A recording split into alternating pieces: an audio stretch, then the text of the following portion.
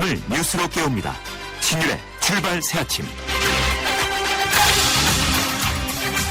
지난 금요일 박근혜 대통령은 청와대 개편을 비롯해서 새로운 총리를 임명하는 등 인적 개편 조치를 단행했습니다. 그런데 여기서 야당은 본의 아닌 피해를 당하게 생겼습니다. 새로운 총리 이완구 새누리당 원내대표가 지명됐기 때문인데요. 이완구 대표의 총리 지명으로 새누리당은 이완구 원내대표의 사임 후 일주일 내에 새로운 원내대표를 뽑아야 합니다. 이런 상황이 되면 가뜩이나 국민들의 관심에서 벗어나 있는 새정치민주연합의 전당대회는 더욱 새누리당 원내대표 경선과 청와대의 후속 개편 작업에 묻히게 생겼는데요. 야당이 건강해야 우리 정치가 건강하다는 원론적 입장에서 보면 안타깝기는 합니다만 도대체 야당은 그동안 뭐를 했기에 이토록 국민들의 눈리 속에서 사라졌는가 하는 측면을 생각하면 자업자득이라는 생각마저 듭니다. 어쨌든 야당은 그들만의 리그를 벌이는 꼴이 됐고 그 정도는 더욱 심해질 텐데 야당은 이것을 두고 또다시 남 탓하지 말고 자신의 격려히 반성하는 태도를 가져야 한다는 생각입니다. 신율의 출발새 아침 오늘 순서 시작합니다.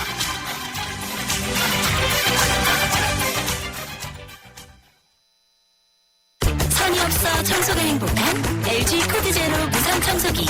선이 없어 관리 목적 코드 제로. 선이 없어 불편 없죠 코드 제로. 자유롭게 청소해요 행복하게 청소해요. 선이 없어 청소가 행복한 LG 코드 제로. 뉴스를 읽어드립니다. 뉴스를 보여드립니다. 뉴스를 들려드립니다. 최영일의 뉴스 매거진. 네, 지금까지 들어온 뉴스 정리해보겠습니다. 최영일 시사평론가 나와 계십니다. 어서 오십시오. 안녕하세요. 예, 2015년 1월 첫 달이죠? 네. 벌써 마지막 주간이고, 야, 시간 참 빨리 가요. 맞습니다. 네, 오늘 카피는 어떤 겁니까? 예, 1월의 마지막 월요일인데요. 네. 오늘 카피는 전략게임 이렇게 잡아봤습니다. 예. 기업 경영, 국정 운영, 또 우리 개인 삶의 성장, 예. 다 이제 전략이 필요한 시대인데요. 계획은 좀 경직된 방안이라고 한다면 예. 전략은 급변하는 환경 속에서 예. 돌발 변수까지 고려한 그런 방안이라고 합니다. 예. 한 해를 잘 보내기 위해서 1월 한 달 끝나가는데 올해 계획, 우리 전략 점검을 좀 해보셔야겠고요. 이론적으로 관련된 그렇죠. 뉴스가 많습니다. 예. 자, 그러면 어떤 뉴스 있습니까? 좀 전에 다 정리해 주셨어요. 지금 이제 지난 금요일 네. 대통령 인사 개편 나왔죠. 네. 이완구 새누리당 원내대표가 총리로 내정이 됐습니다. 네. 바로 청문회 준비에 들어갔고요. 네. 또 이 토요일 오전부터 조간에서 제기한 의혹들에 대해서 네. 토요일 오후부터 바로 대응을 시작했기 때문에 네. 뭐 가족 이제 병역 문제, 본인 병역 문제를 비롯해서 세금 문제 등이 있는데 제가 바라보기에는 뭐 굉장히 무난하게 대응하고 넘어갈 것 같고요. 예. 청문회 결과 봐야 되겠지만 이제 이완구 총리 체제 기대해봐야 될 것 같은데 문제는 이 비서실장 유임 그리고 이제 소위 문고리 3인방 비서진 3인의 이제 유임 이 부분에 대해서는 좀 불만이 쏟아져 나오는 상황이 됐습니다. 근데요, 이게 유임인지 아닌지 모르겠어요. 왜냐면 또 오늘 뭐 바뀐다는 얘기가 비서진 나오고 예, 있고. 전면 교체 얘기가 오늘 나올 아니, 겁니다. 그러면은 청와대는 지난번에 예를 들면은 안범근 비서관 같은 분은 이제 홍보수석실로 보낸다 뭐 그렇죠. 이런 얘기가 다 네, 나왔잖아요. 국정홍보 이재만 비서관으로. 비서관 같은 경우에 인사위원회에서 뺀다. 네. 근데 후속 인사가 또 한대요. 한 번에 좀 하면 안 되나? 예? 한 번에 할 뿐만 아니고요. 예. 또 주목해 보셔야 될 인사 개편 이제 중요한 대목이 특보단 신설인데 예. 지금 이제 국민들도 그렇지만 청와대 내부에서도 예. 이 기존의 수석과 새로 신설되는 특보의 역할과 기능 이런 게 좀 혼선이 많습니다. 예, 저도 좀 그렇더라고요. 네, 그래서 예. 지금부터 이제 잘 준비하겠다 이런 입장이어서 어찌 보면 지지율 하락에 좀 준비하고 있던 것을 먼저 한 거죠. 발표한 느낌이죠. 예, 예. 그래서 바로 이제 이 대목인데요. 이게 예. 대통령 국정 지지율을 올리기 위한 전략과 작전 예. 이게 필요한 시점인데 놀라운 것은 이제 두 주 사이에 10%가 빠졌으니까요. 예. 한국 갤럽 조사를 기준으로 했을 때 10년 예, 기자회견 때 40%, 지난주 우리가 연말정산 파동, 어린이집 파동 겪을 때 35%, 지난 주말에 이제 30%로 떨어져서 충격적인데요. 그리고 이제 금요일에 인사 개편 발표가 나온 건데 주말 사이에 JTBC와 리얼미터 조사를 보니까 23일에 전국 성인 남녀 500명을 대상으로 이제 인사 개편에 대한 평가를 받았는데요. 예. 응답자 48.2%가 미흡한 결정이다. 그리고 응답자 중에서 잘한 결정이라는 답은 31.4%. 이것도 좀 격차가 있습니다. 여기서 잘한 결정이라는 건 인사 문제죠. 그렇죠. 예, 예. 네, 인사 문제에 대해서만 현재 미흡하다 그렇죠. 48.2, 잘했다 31.4. 청와대는 이제 후속 비서진 개편을 대폭 할 예정이다. 예. 빠르면 오늘이라도 발표할 예정이다. 문제는 그 민정수석실이 좀 시끄럽지 않았습니까? 예. 정윤의 문건 사태로. 민정수석실에서는 민정비서관 우병우 이제 비서관이 수석으로 지금 승진을 한 상황이죠. 예. 여기 이제 이명재 특보라고 하는 분이 새로 또 신설이 됐고요. 예. 그리고 나머지 3개의 비서실이 있는데 모두 다 물갈이가 된다. 그 2명은 이미 사의를 표했고 공직기강 비서관은 이제 마무리를 한 후에 사의를 표할 예정이어서 3명 비서관이 모두 교체될 예정이라 역시 시끄러웠던 이제 민정수석실은 비서관이 대폭 교체된다. 오늘 이제 박근혜 대통령은요 새해 첫 수석 비서관 회의를 주재하시는데 여기에 신임 특보들도 모두 이제 참석할 예정입니다. 과연 어떤 메시지가 나오실 것인지 오늘 좀 주목해 보실 필요가 있겠습니다. 근데 이제 국민들이 갈아야 된다라고 생각하는 사람들을 사실상 대통령이 신경을 더 많이 썼어야죠. 그렇죠. 그것이 국민들과 눈높이를 잘하는 건데 과연 그 눈높이를 얼만큼 했는가. 눈높이 잘했으면 리얼미터 조사가 이렇게 네, 나올 말씀하신 그대로인 것이 이완구 총리 내정자에 대해서는 예. 기대감이 있음에도 불구하고 예. 결국 청와대 내부의 빗장, 문고리는 열어 젖히지 못하셨다. 여기에 대해서 이제 좀 미흡하다 이런 결정으로 해석할 수 있겠습니다. 자, 같은 집권 여당인데 새누리당은 이제 폭탄을 맞은 거죠. 연초부터 돌발 변수가 터진 겁니다. 전략이 필요한데 5월 예정이었던 원내대표 선출. 그렇죠. 이제 일주일 내로 해야 됩니다. 예. 그러다 보니까 지금 더 먼저 선제적으로 예. 지금 이 원내로 돌아온 지 얼마 되지 않았습니다만 이주영 의원이 출마할 겨 그리고 이제 그렇죠. 선언을 했습니다. 그리고 이제 유승민 의원은 이미 사전에 많은 의원들을 접촉하면서 준비하고 있었지만 이제 부랴부랴 또 이제 출마 선언을 할 예정인데요.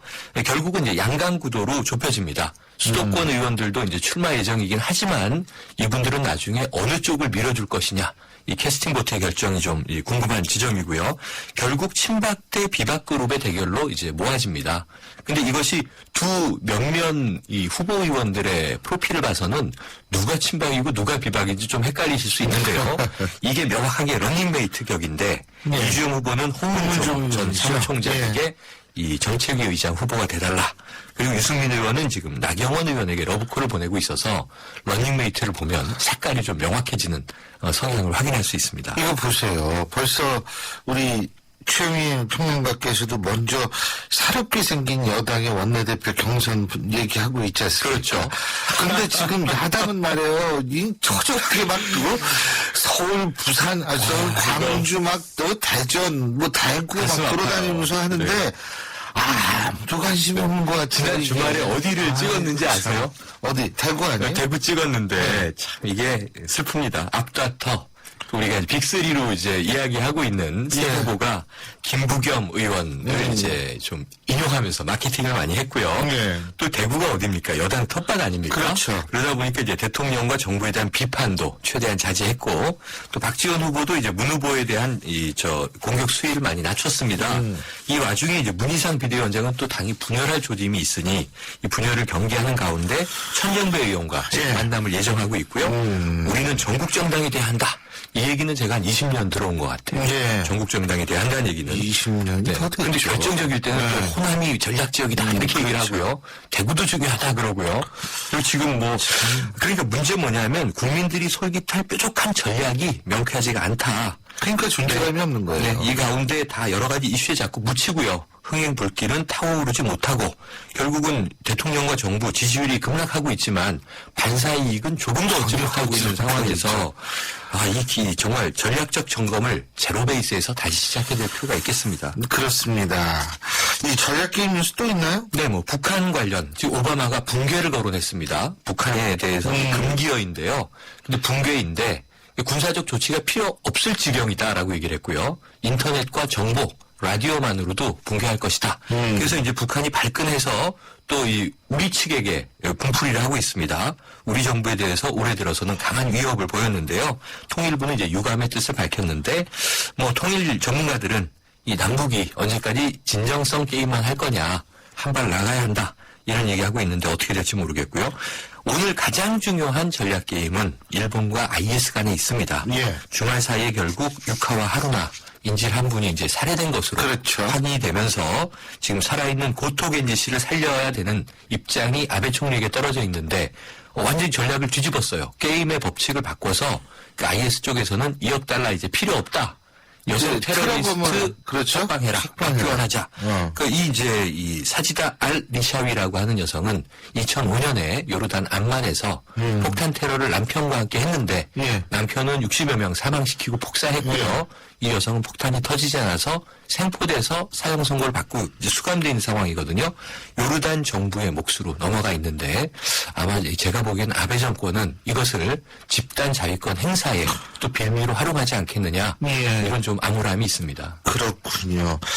어쨌든 이 IS라는 이 단체 말이에요. 이거 어떻게 빨리 좀 처리해야 되는데 무도합니다. 그런 네. 생각은 얼핏 해봐요. 뭐냐면 알카에다, 오사마 빈 라덴만 잡으면 다 끝날 것 같았는데 네. 아직도 결국은 살아있고요. 오사마 빈 라덴 잡아도 알카에다의 후속병인 IS가 이렇게 남기는 걸 하고. 보면 네. IS가 없어지면 또 IS 후속편이 나오지 않을까라는 생각이 들 수밖에 없어요. 이게 참 그러니까 문제인 거죠. 맞습니다. 일본 정부 참 암담할 텐데 네. 뭐 이게 남의 일만은 아니죠. 그렇죠. 우리 같은 김군도 경우에 들어야 있기 때문에 김구뿐만이 아니고 일설에 의하면은 이미 한국 사람이 IS에 이미 네. 들어가 있다라는 보도도 있지 않습니까? 가능성이 있죠. 앞으로도 또 나타날 그렇죠. 가능성이 있어서 예. 우리가 잘 이제 전략적 준비를 해서 예. 저 극악무도한 집단과 얽히지 않도록 정부 차원에서 좀 대응할 그렇습니다. 필요가 있습니다. 어떤 노래 들을까요? 네, 마지막으로. 90년대 뭐 복고가 유행인데요. 베이비복스라고 기억하세요? 베이비복스. 오늘 이제 전략 게임 말씀드렸으니까 게임 오버. 게임 오버. 끝났다. 옛날에 그 부르시죠. 올리비아 뉴튼 존도 게임 오버라는 노래를 부르고 게임 오버는 있습니다. 팝송에도 많은데 예, 예. 우리 노래도 몇 개 알겠습니다. 있습니다. 오늘 말씀 여기까지 듣죠. 고맙습니다. 네, 고맙습니다. 예, 지금까지 최영민 시사평론가였습니다.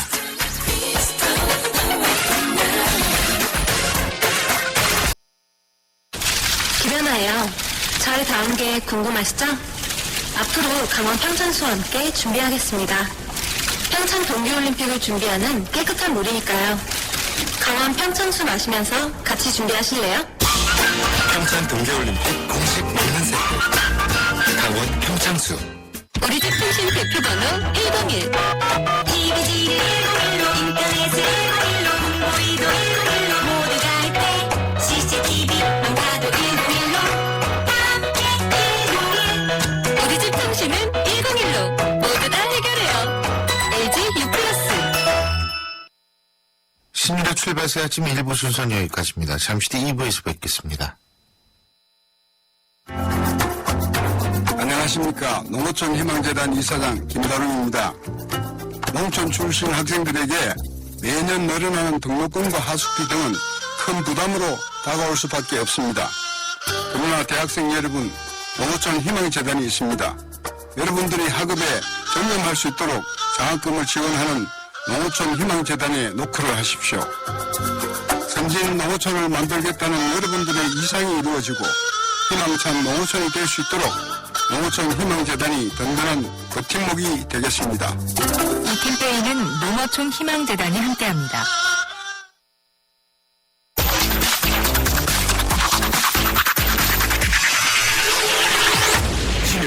출발 새 아침. 신일의 출발새 아침 2부 광고 듣고 시작합니다. 어르신들의 근육을 풀어드리고 싶다는 몸짱 트레이너들. 기프트카 쉐어링을 신청해 강원도 유통리 마을을 찾았답니다. 아이 시원하다. 아이 기프트카 덕분에 표정까지 확 풀리셨나요? 누구나 이용할 수 있는 모두의 차 기프트카 쉐어링. 기프트카 홈페이지에서 신청하세요. 현대자동차 그룹. 여러분은 지금 대한민국 유일의 오늘의 보도 채널 YTN 뉴스 FM에서 보내드리는 신일의 출발 새 아침을 듣고 계십니다. 이완구 총리 지명자에 대한 인사청문회 준비가 본격적으로 시작됐다고 그러죠. 그리고 또 한편에서는 이르면 오늘 해양수산부 장관 후임을 비롯한 소폭 개각이 있으리란 전망입니다. 그리고 이러한 정치 현안들 말고도 또 연말정산 문제로 일반 국민들은 아직도 좀 의심 어린 시선을 보내고 있습니다. 이런 종합적인 문제들, 대중적 진보정당 창당에 나선 이분의 눈에는 어떻게 비춰질지 궁금합니다.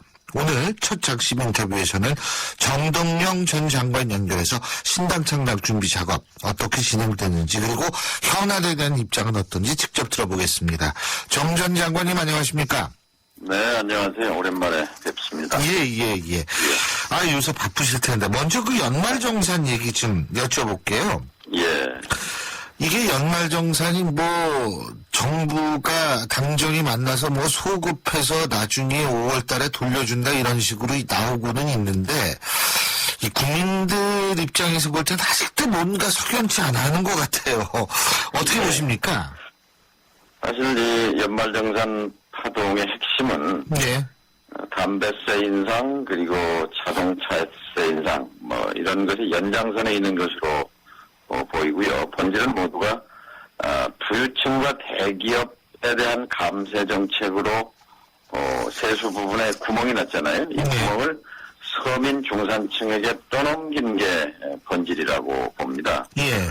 그러니까 법인세라든지 부동산과 주식 등 자산 관련 세금에서 거둬야 할 세금, 이건 대부분 이제 부유층에서 거둬야 할 세금인데 이것들은 이제 제대로 걷지 않고 있으면서 예.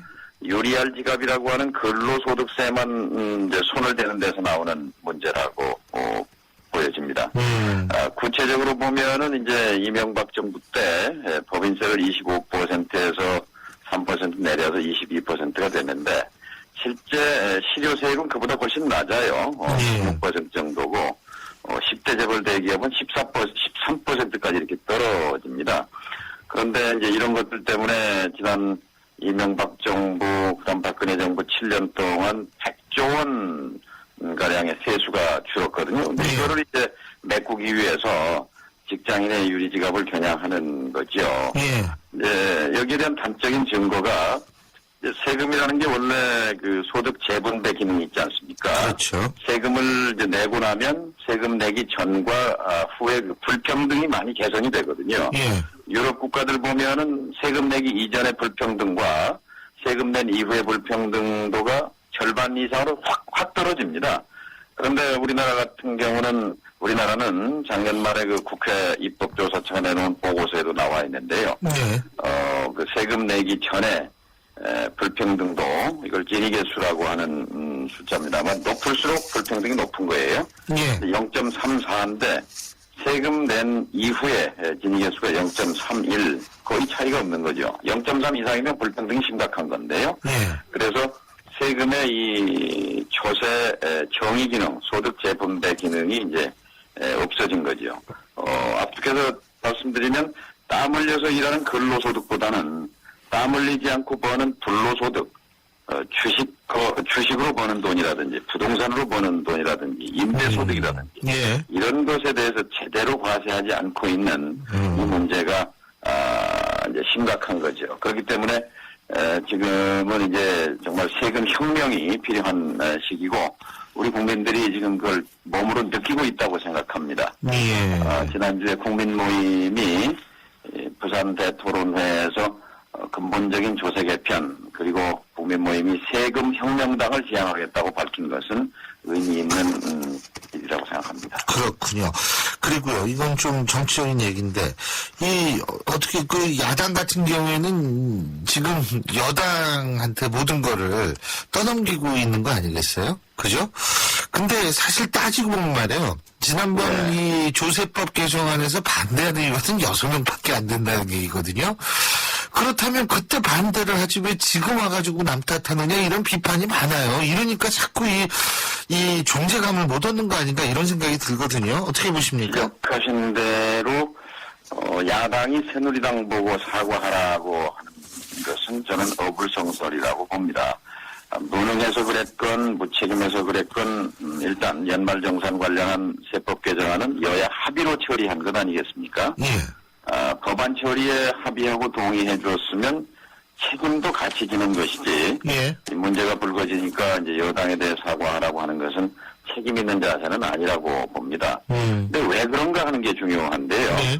이처럼 야당이 오락가락하는 근본 원인은 철학 부재입니다. 그러니까 세금 문제를 보면 정체성을 알 수 있다 이런 말이 있습니다. 예. 그들이 누구의 이익을 대표하는지 볼 수 있다는 거죠. 이 점에서 진정으로 과연 야당이 서민과 중산층의 이익을 대표하는 것인지 여기에 대한 의문이 이번 연말정산 파동에서도 드러났다고 보는데요. 사실 새정년에 이제 새정창업 전신인 민주당은 지금까지 증세 없는 복지가 가능하다 이런 당론을 가져왔어요. 예. 근데 이거는 박근혜 대통령 입장과 정확히 일치하는 거거든요. 그렇죠. 몇 년 전에 저는 이제 그때 당시 당의 최고위원으로 있으면서 증세 없는 복지를 말하는 것은 정직하지 않다. 이건 불가능한 일이다. 이건 거짓말이다. 국민 앞에 당당하게 세금 문제에 대해서 밝힐 필요가 있다고 주장했습니다만 당내에서 받아들여지지 않았고 결국 이렇게 이제 뒤늦게 일이 불거지니까 이러지도 저러지도 못하는 이런 입장에 처해 있는데 무엇보다 먼저 할 일은 130석이나 되는 거대 야당으로서 깨끗하게 지난날의 잘못에 대해서 반성하고 그리고 서민과 중산층을 위한 근본적인 조세개혁에 나서는 것이 맞는 자세다 이렇게 봅니다. 지금 세금 말씀 많이 하시고 세금 혁명당이다 이런 말씀까지 해주셨는데 사실 세금이라는 것은 물론 인프라를 이렇게 만들어낼 수 있는 재원 역할도 하지만 세금의 또 다른 중요한 역할이 부의 재분배거든요. 그러니까 네. 이제 정 전 장관님 말씀을 들어보면 세금에 있어서 이 부의 재분배 기능을 좀 더 강조하고 강화하겠다 이런 말씀으로 들리는데 그래서 제가 여쭤보는데 네. 지금 정 전 장관께서 생각하시는 정당이요. 지금 국민모임도 말씀하시고 그랬는데 이게 일부에서는 이 정의당이나 혹은 이런 정당보다 더 왼쪽에 가 있다. 굉장히 진보적이고 굉장히 그런 정당이다라는 그런 생각을 하시는 분도 계실 거예요. 자, 어느 정도의 이 이념적 방향성을 가지고 있는지 그걸 참 국민들이 궁금해하거든요. 어떻게 생각하십니까? 먼저 세금 문제에 대해서 말씀을 드리고 어느 방향을 지향하는가를 덧붙여 말씀을 드리면요. 우선 상식이 돈을 많이 버는 사람은 세금을 많이 내고 조금 버는 사람은 세금을 적게 내는 게 이게 조세 정의인데 우리나라는 조세 정의가 지금 작동하지 않는 거거든요. 네. 거듭 말씀드립니다만 부유층과 재벌들이 부담하는 종합소득세, 법인세 왜 이거는 안 건드리고 봉급 생활자만 건드리느냐 이게 이제 핵심이라고 봅니다. 바로 이 점에서 야당의 기능이 빠져 있다는 것인데요. 네. 그리고 지금 이제 국민 모임이 지향하는 그 방향성과 관련해서는 지금 야당과 진보 정당들 사이로 들어가서 그러니까 합리적 진보의 방향 속에서 지금 진보 정당들은 이제 분열돼 있었고 제1야당 새정치연합은 그동안 너무 서민 너무 왼쪽으로 갔기 때문에 이제 우리도 중상층을 향해서 우향우해야 한다 이런 중도주의를 강화해야 한다 이런 논의가 대부분이거든요. 그래서 이게 텅 비어 있습니다. 텅 비어 있는 공간이 뭐냐면 사회적 경제적으로 목소리가 약한 사람들 이 약자들이 기댈 곳이 없어진 것이지요. 그러니까 이 세금 문제만 해도 왜 이 직장인들 월급만 겨냥해서 결국 적자 재정의 이 구멍난 부분의 본질을 건드리지 않느냐는 거고요. 이제 이런 부분을 정확하게 대변하겠다는 것이 이념적 지향성이라고 볼 수 있죠. 그러니까 지금 말씀 들어보면 새정치민주연합보다는 조금 더 진보 쪽으로 가지만 기존의 노동당, 정의당, 녹색당 이런 정당들보다는 좀 더 오른쪽에 있는 정당이다. 이렇게 이해해도 되겠습니까? 위치 표시를 한다면 아마 그렇게 되겠죠. 왜냐하면 진보 정당 운동하던 분들과 그다음에 민주당에 참여한 분들이 중심이 될 테니까 그렇게 보면 진보 민주, 민주 진보 합작이다 이렇게 볼 수 있겠죠. 그러니까 시장 경제의 토대 위에서 나름대로의 서민과 중산층을 위한 정당을 만드시겠다 이런 얘기 아니겠습니까? 당연합니다. 그렇죠. 이렇게 네. 해서 좀 더 지금 우리나라에 부가 없는 건 아니거든요. 네. 과거에 비해 보면 우리나라는 뭐 몇십 배, 100배 이상 큰 나라가 됐는데 네. 한쪽으로 치우쳐 있거든요. 아. 근데 이게 바로 우리 성장의 발목을 잡고 있습니다. 예. 근데 이걸 풀어줘야만 즉 우리 지금 구체적으로는 800만 비정규직, 300만 영세 자영업자들의 소득을 높여줘야만 그래야 네. 우리 경제가 돌아갈 수 있다는 거죠. 잠재력을 다시 올릴 수 있다는 거죠. 그리고 노회찬 전 대표 있지 않습니까? 정의당에. 저희가 네. 지난주에 인터뷰를 했었는데, 새정치민주연합과의 연대가 언제든지 열려있다는 입장은 분명히 얘기를 했거든요. 저희 이제 인터뷰에서. 그렇다면은 지금 우리 정동영 전 장관께서 생각하시는 신당 있지 않습니까? 그 신당도 그런 가능성을 아주 배제할 수는 없는 거 아닌가 이런 예측도 가능할 것 같은데 어떻게 보십니까? 그런데요. 예. 국민모임 신당은 아직 지금 물론 그렇죠. 태어나지 않았거든요. 예. 그리고 태어나야 하는 이유가 야당을 교체하겠다 힘을 내걸었는데 예. 교체 대상과 연대를 얘기하는 것은 연대를 얘기하는 것은 그렇죠. 뭐 문법이 맞지 않는 것 같습니다. 그렇죠. 그 천정배 전 장관 같은 경우에 반드시 지금 정 전 장관님하고 같이 할 것이다라는 얘기를 일전에 다른 곳 인터뷰에서 하신 것 같은데 근데 천정배 전 장관은 지금 같은 상황에서는 조금 유보하고 전당대회 끝난 다음에 생각해보겠다는 입장인데 어떤 분 얘기가 맞는지 모르겠어요? 네, 국민모임 측에서 함께 했으면 좋겠다 뭐 이런 입장을 충분히 전달했고요. 예.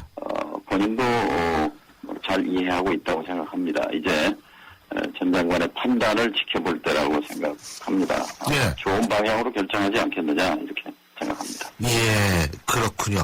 자, 그리고 또 한 가지 여쭤볼 것이요. 얼마 전에, 지난 금요일 날 왜 이완구 새누리당 원내대표가 총리 지명되지 않았습니까? 그걸 네. 비롯해서 청와대에서도 나름대로 개편을 한다고 했는데, 여기에 대한 어떤 평가를 내리시고 계십니까? 민심보다 좀 떨어진 처방 아닌가 싶습니다. 이런 말 있죠. 권력은 거리에 비례한다. 그러니까 대통령으로부터 몇 미터 거리에 있느냐가 권력의 크기라는 건데요. 예. 총리는 한 1km쯤 떨어져 있죠. 가까워야 한 500m. 그런데 바로 청와대 권력의 5m 또는 10m 안에 있는 사람들을 물갈이하지 않고 쇄신이라고 볼 수 없다고 생각합니다. 또 민심이 바로 거기 있다고 생각합니다. 그렇군요. 어쨌든 지금 이제 신당을 쭉 작업을 하고 계신데 언제쯤까지 신당의 구체적인 윤곽 드러내야 된다고 보십니까? 이번 4월 재보선 전까지요? 네, 이번 주에 신당 추진 모임이 이제 뜨는데요. 그 역할이 인재 영입 기구가 될 것이고 예. 가능한 한 이제 빠른 시일 내에 창당 주비위원회라는 기구가 만들어질 것으로 봅니다. 예. 각 분야 인사들을 접촉하는 일이 핵심일 것이고 풀뿌리 조직, 예를 들어서 비정규직 분들이라든지 자영업 하시는 분들이라든지 시민사회 분들을 현장에서부터 그러니까 상향식으로 정당을 건설하는 이런 작업을 이제 박차를 가하게 될 것으로 봅니다. 그렇다면은 인재영입위원회 천정배 장관은 뭐 그렇다고 치고 다른 분들 일단 정치인도 좀 있어야 될 거 아니에요. 지금 합류할 사람들이 좀 있다고 보십니까? 네, 많은 분들이 이제 긍정적으로 저도 사실 아침부터 저녁까지 사람 만나는 게 일인데요. 지난 10년 동안 이 정치권에 대한 충원이 이루어지지 않은 30대, 40대, 50대 초의 각 분야 전문가들이 각 분야에 많이 숨어 계십니다. 이분들에게 이분들을 그냥 모시는 게 아니라 이분들이 들어와서 실제 자신들이 당을 만들어가는 그런 주 동력으로 삼아내는 것. 이것이 목표입니다. 예, 정치인들도 좀 어떻게 그 야당 정치인, 새정치민주연합 내에서도 또다시 합류할 사람들이 좀 있는 모양이죠? 현역 의원들 경우에는 아무래도 지금 전당대회가 진행되고 그렇죠. 있어서 움직이기는 쉽지 않을 것이라고 보고요. 그러나 정치권 중에서 많은 분들이 관심을 갖고 있는 건 사실입니다. 문재인 의원이 당권을 잡게 되면은 동요가 더 심해질 거라고 보시지는 않으세요?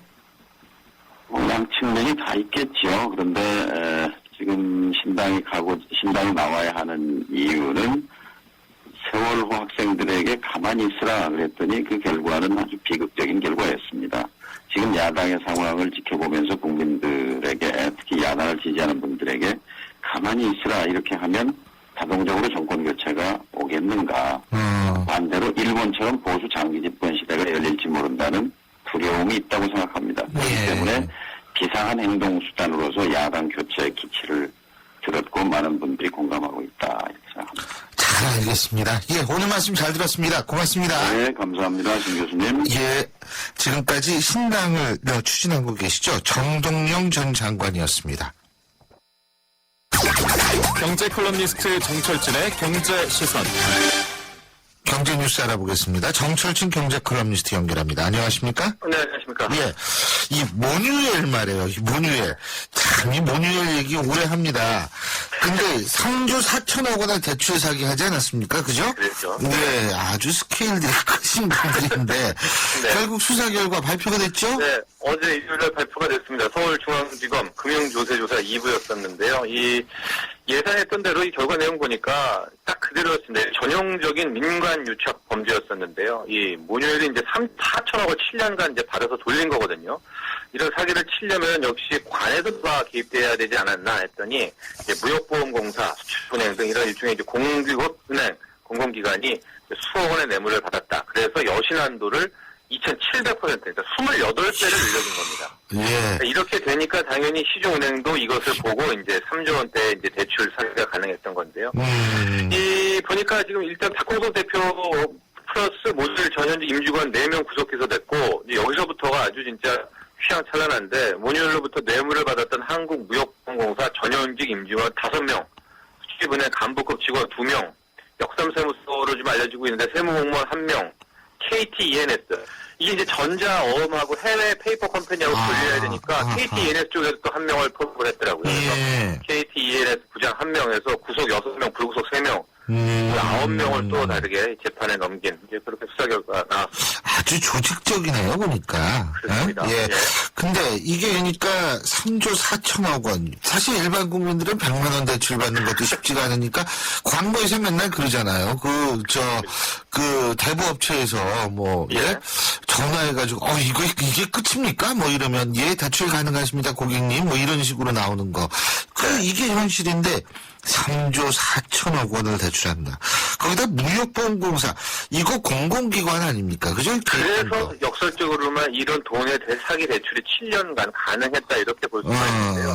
최초 시작은 이제 모뉴엘이 진짜 저가 싸구려 컴퓨터 모니터 가격을 120배 이제 부풀립니다. 예. 그래서 이제 그거를 가지고 가짜 송장 뭐 이런 거 만들고 페이퍼 컴퍼니 만들어가지고 수출을 했다. 이 자료를 가지고 이제부터 무역보험공사 수출입은행을 찾아가가지고 우리 이제 여신한도 늘려줘. 이러니까 좀 해주세요. 그러면서 이제 로비를 하기 시작하고 뇌물을 돌렸습니다. 약 8억 원인데요. 그러면서 점점 여신한도 늘려지고 보험 그 한도가 커지니까 시중은행도 이거를 보고선 같이 이제 대출을 함께 준 거다. 이렇게 보는데요. 지금 보니까 그 뇌물 돌리는 수법이 이 담배값에다가 500만 원짜리 기프트카드 한 3장을 꼽아서 줬다. 예. 각 티슈에다가 5만 원권, 3천만 원 혹은 5천만 원 상당의 이렇게 각 티슈에다 넣어서 줬다. 하룻밤 강남 고급 유형주점에서 1,200만 원을 접대비로 썼다. 와, 1,200만 원 쓸 수가 있구나. 예. 기름값에다도 5만 원짜리를 넣어줬다. 뭐 이렇게 해가지고 뇌물 돌린 건데 현재 이 총액은 3조 4천억이지만 이게 돌려막기 한 거기 때문에 이제 최종 은행들 이제 못 받은 돈이 5,500억이라는데 시중은행이 5,500억도 큰 돈 아닙니까? 큰 돈이죠. 예. 그걸 뭐 못 받을 것 같아요. 그냥 떼낸다고 봐야 될 것 같습니다. 예. 그리고요, 왜 어린이집 폭행 있지 않습니까? 예. 이것 때문에 요새 상당히 주목받고 있는 게 CCTV일 것 같거든요. 이제 의무적으로 설치한다 그러니까. 그러니까 CCTV 업계가 요새 아주 화랑이겠어요? 장사 잘 될 것 같습니다. 예, 지금부터 뭐 공장을 뭐 2배 가동한다 이런 얘기 나오는데 네. 온라인 쇼핑 사이트 경우에 이제 CCTV 판매량이 1월 9일부터 22일 한 최근 2주 정도에서 예. 작년 대비 40% 늘었다고 하는데 이 중에서 예. 네트워크형 CCTV라고 있습니다. 그러니까 설치해놓고 자기 밖에 나가서 스마트폰이나 별도의 모니터를 통해서 볼 수 있는 거 뭔지 저도 강아지 때문에 있습니다. 그게 6배 정도 늘었다는 건데, 아. 이 네트워크형 CCTV는 주로 개인들이 이제 많이 예, 하고 있다고 그렇죠. 해서, 그래서 이제 개인들도 이 CCTV 구입하고 있다, 이렇게 봐야 될 것 같습니다. 예. 어쨌든, 뭐, 이런 CCTV, 이런 것도 좋지만은, 또 하나 우리가 조심해야 될 게, 저도 디젤 차량이거든요. 네. 근데, 이 디젤 차에 휘발유를 주입하는 사고가 많은 모양이죠. 사고라고 하는데. 이러다가 예. 또 제가 당할 수도 있지만, 어쨌든, 이거 보상받기가 힘들 것 같은데. 힘듭니다. 그래서, 왜냐면 또 이게 요즘에 디젤 차가 연비 때문에 많이 늘어가지고, 예. 이 디젤을 이제 경유로 이 휘발유에 넣는 사고는 그렇게 많지는 않은데, 예. 주로 일어나는 게 이제 휘발유를 디젤 차에 넣는 그렇죠. 사고가 급증을 예, 이제 예. 하고 있다고 합니다. 그래서 금융감독원이 이제 아예 이 자동차 혼유사고 관련 분쟁 및 운전자 유의사항을 발표를 했습니다. 예. 그래가지고 가장 먼저 1차적으로는 혼유사고 발생 시 책임은 주유소에 있다. 100% 인정을 했습니다. 그러나 셀프 주유할 때는 운전자 책임이다. 이건 그런데 당연하겠죠. 예, 그다음에 영업배상 책임보험에 가입이 돼 있다면은 보험을 청구해라. 근데 가입이 안 돼 있다. 그럼 주유소를 상대로 직접 손배소를 할 수가 있다. 근데 여기서 또 중요합니다. 이 배상을 받으려면은 당시의 주유 영수증, 증거, 사진, 또 그때 뭔가 증거가 100% 있어야 되는데 여기서 또 증거로 나온 게 또 주유소 CCTV 화면이네요. 그리고 일단 혼유사고가 났을 때 절대 시동을 켜고 움직이면 안 됩니다. 아, 그래요? 움직였을 그럼 경우에 엔진 다 나가죠. 피해를 또 운전자가 반을 부담해야 되기 때문에 아. 일단 혼유를 발견됐으면 그때부터 시동 끄고 딱 멈춰야 돼요. 그다음에 아. 증거를 해서 이제 손배소를 해라 혹은 보험 처리를 해라. 이게 금감원의 방침입니다. 아, 그렇군요. 이게 뭐, 혼유사고 나면은 엔진이 상당히 이제 무리가 가겠죠, 아무래도. 예. 저 여러모로 이제 피해가 간다는 게 이제 특별히니까 딱 시동을 끄셔야 됩니다. 아, 그렇군요. 잘 알겠습니다. 그거 다시 뽑아낼 수는 없는지 모르겠네. 갑자기 그런 생각이 드네. 잘 알겠습니다. 예, 오늘 말씀 여기까지 듣죠. 고맙습니다. 감사합니다. 예, 지금까지 정철진 경제 컬럼니스트였습니다. 당신을 지키기 위해 꼼꼼히 봄. 당장 필요한 건 무엇인지, 혹시나 위험하진 않을지, 주변까지 꼼꼼히 봄. 그랬더니 봄이 왔어요. 당신의 봄 삼성화재. 쉐보레 고객님, 2015년 새해 더 많이 받으시고 2015년 한 해 자동차 보험료도 꼭 받아가세요. 지금 쉐보레를 구입하시면 최대 200만 원까지 2년치 보험료를 지원해드립니다. 일부 자동 제외, 전시장 및 홈페이지 참조 1월 31일까지. Chevrolet, find new roads. 신율의 출발 새 아침 2부 순서는 여기서 줄이겠습니다. 8시 10분 3부에서 뵙죠.